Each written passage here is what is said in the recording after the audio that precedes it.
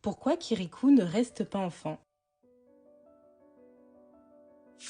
Tu t'es peut-être déjà posé la question, et moi aussi. Kirikou naît de manière presque miraculeuse. Ce n'est pas un enfant comme les autres, et après avoir accompli sa mission, celle de sauver son village de la sorcière en la sauvant elle-même, il se transforme en un adulte. Eh bien, peut-être que cette histoire s'inscrit dans une tradition plus ancienne, un conte africain originaire d'Afrique de l'Ouest, La femme et la graine de Boabab. C'est l'histoire d'une femme d'une grande beauté nommée Aminata, qui avait tout pour être heureuse. Un mari aimant, elle ne manquait de rien, mais son cœur était lourd parce qu'elle n'arrivait pas à avoir d'enfant. Un jour, désespérée, elle se rend près d'un boabab sacré. Elle prie et supplie l'esprit mère de la terre de lui faire connaître la maternité, en lui donnant un fils même s'il ne doit vivre qu'un jour. Et l'esprit lui répondit: Aminata, prends cette graine, plante-la dans un pot de terre rouge, arrose-la de tes larmes pendant 7 jours et tu recevras ce que tu désires. Mais sache que ce qui naît de la magie demande un prix que le cœur humain a du mal à payer. Aminata fit exactement ce qui lui avait été dit. Le 7e jour, de la terre sortit pas une plante, mais un petit garçon. Elle appela Samba. Samba, en une lune, grandit jusqu'à devenir un jeune homme fort et sage. Aminata en était fière, heureuse et comblée. Mais le moment arriva. Dans certaines versions, il disparaît, dans d'autres, il se transforme en un arbre, un jeune boabab, dans d'autres encore, il retourne à la nature. On dit que depuis ce jour, Aminata ne fut plus jamais triste. Elle s'asseyait chaque jour à l'ombre de l'arbre et lui racontait ses journées. Elle a connu la maternité, elle a connu l'amour et cela a changé sa vie pour toujours. Comme dans ce conte, Kirikou